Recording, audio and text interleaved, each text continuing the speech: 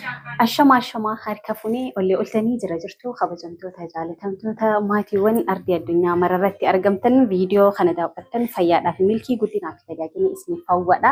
Sagalee qaqqabannee tigaa haasawaatiin jirra guyyaa narraan tana guyyaa addaadhaati. Nama jireenya keenya keessatti wareegama qaalii nurratti kafale wareegama yeroodha, wareegama beekumsaa, wareegama hubannoodha, wareegama muuxannoodha. Egaa ni dandahamaa nutti agarsiisuu danda'e kallattii milkaa'inaa nuu kaa'uudhaan jireenya keenya keessatti bu'uura jireenya keenya keessatti riqicha ta'uudhaan akka nama taanu beekumsaan akka nama taanu galiidhaan akka nama taanu ilaalchaan yeroo hundaa'u dhufaana dhaabbata nu tarkaanfachiisaatiin argamu. Egaa oolmaa appilaayiinaadha, oolmaa haadhaa jechi ittiin ibsanilleen galanni karaa itti deebisanillee hin jiru.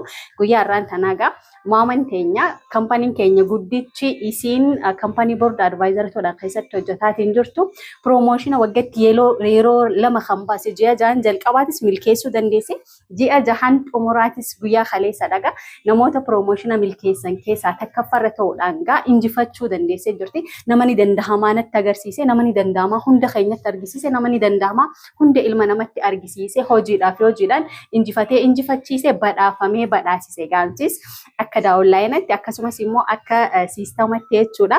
Guyyaa irraan tanaadha sarpiraayizii maamaan ala jirti quba hin qabdu. Haala kanaan ni dandeessa nutis siin boonna atis nuun boonta jechuudhaan gaa kannaa bareedduu akkasumas immoo isheen sarpiraayiz godhuudhaaf jirra jechuudha. Sagantaa guyyaa irraan tanaattis akkuma argitan liidaroonni tooppi ta'an sadarkaa guddaa irratti argamanis gaa asitti kan argaman jechuudha. Egaa namoonni mana kana keessatti argaman nama sababa ishiitiin badhaafamuudha dandahe, nama sababa ishiitiin addunyaa daawwachuudha dandahe, nama sababa ishiitiin konkolaataa takkarrallee lamarra sadii badhaafamuudha dandahe jechuudha. So yoo ishii wareegama keenyaaf aarsaa kafalte, yoo ishiin dandeessee nutti argisiiste nutis ni dandeenya.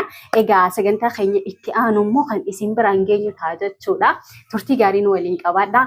Atis ni dandeessa boru ishii ol taate hawaasa kan keetiif biyya tan keetiif addunyaadhaaf bu'aa buusus ni jecha turtii gaarii horaa bula.